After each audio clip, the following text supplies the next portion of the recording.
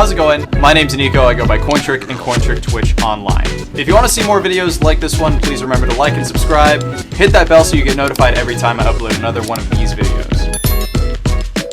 Hey, how's it going? My name's Nico, I go by COINTrick and COINTricktwitch online, and today I'm going to be showing you guys how to make and master the last word. If you want to see more videos like this, remember to like and subscribe and hit that bell so you get notified every time I upload another one of these videos. So we've been doing this series of 3-part videos centered around teaching you guys classic cocktails, mastering those, and making some signature cocktails of your own. So in part 1, I show you how to make and master a single classic cocktail. This time it's going to be the last word.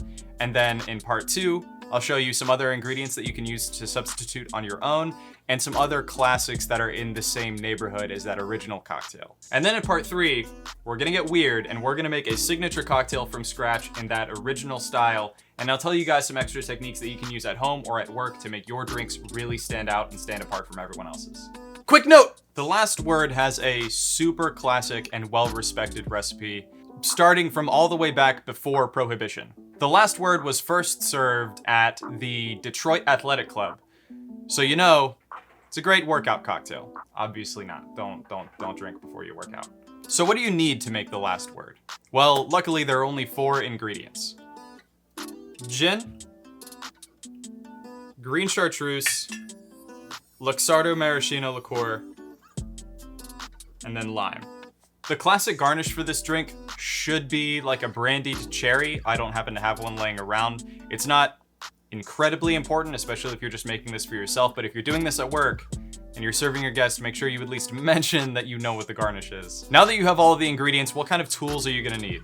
Luckily, not a whole lot. You're gonna need a set of shakers, a jigger to measure your ingredients, a juicer to juice your lime, a knife to cut your lime, a strainer to strain your cocktail, and for glassware, you can use either a coupe glass or a Nick and Nora glass. All right, let's make one of these things.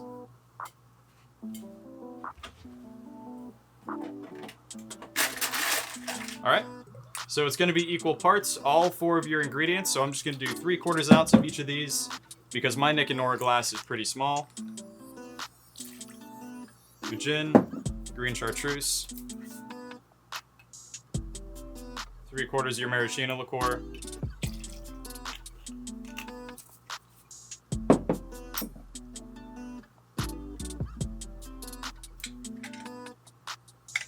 and then the most inconsistent part, measuring out your lime juice.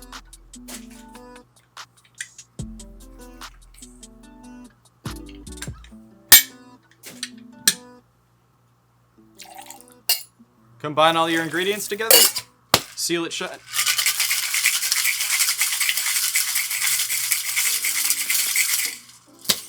Crack it open.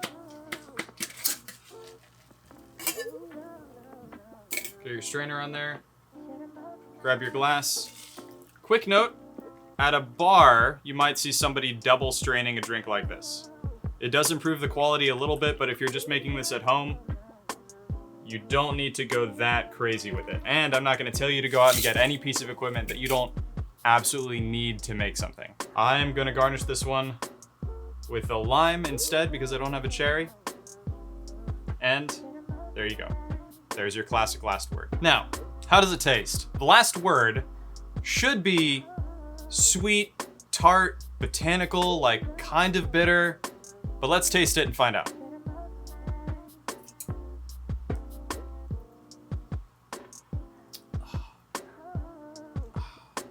It's perfect. I'm kidding.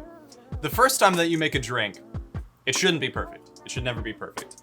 But luckily, the second part of this video, I'm gonna walk you guys through how to tell what exactly is wrong with the cocktail and how to dial it in for your specific taste.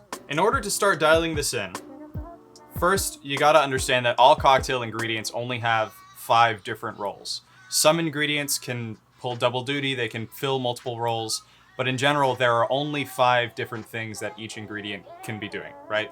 First off, you have your liquor, which provides the strength in your cocktail. So if your cocktail is too strong, meaning it has too much perfume, too much of that sort of like botanical aroma from the gin, the drink might not be cold enough, the lime juice might be weak if you're using limes that aren't super duper fresh.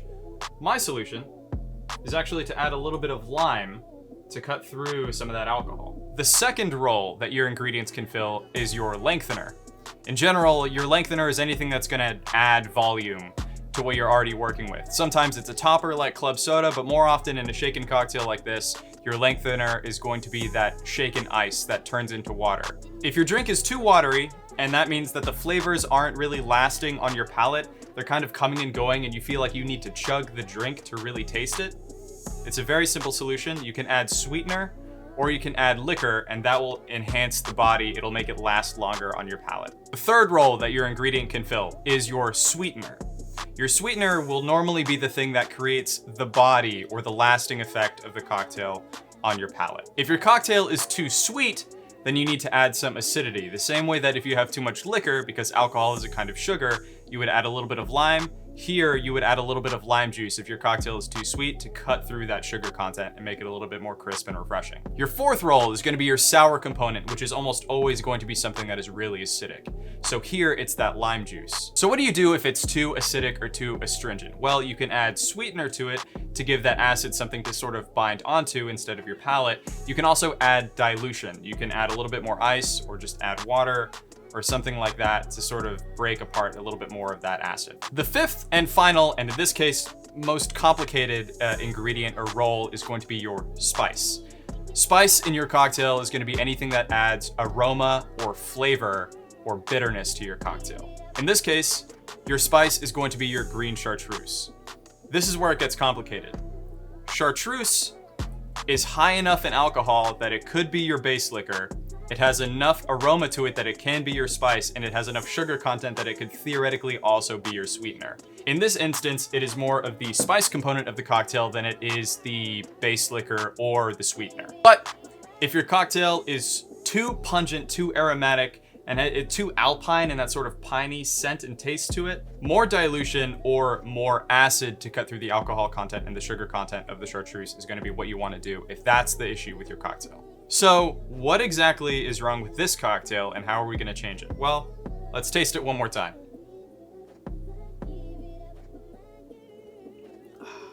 All right, so in my opinion, this cocktail is a little bit too sweet, and I can tell because I don't have that piney, woodsy sort of flavor to it, that it isn't the sweetness that's coming from the green chartreuse.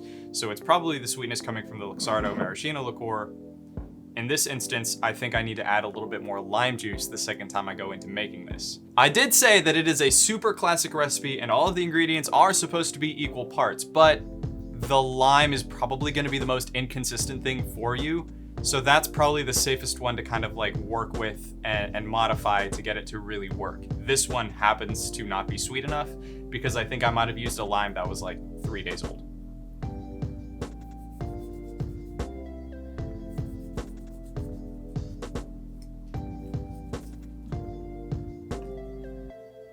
This is why having a lime garnish is going to be very helpful. You might have noticed in the notes that adjusting the acidity of your cocktail is going to have the most profound effect. And in this instance, adding a little bit of lime juice will save you from having to remake the entire cocktail from scratch.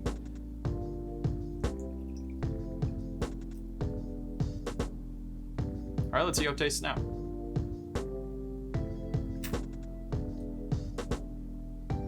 Ooh, much better. There's a lot more of that like botanical stuff coming out of the green chartreuse now, which I really like.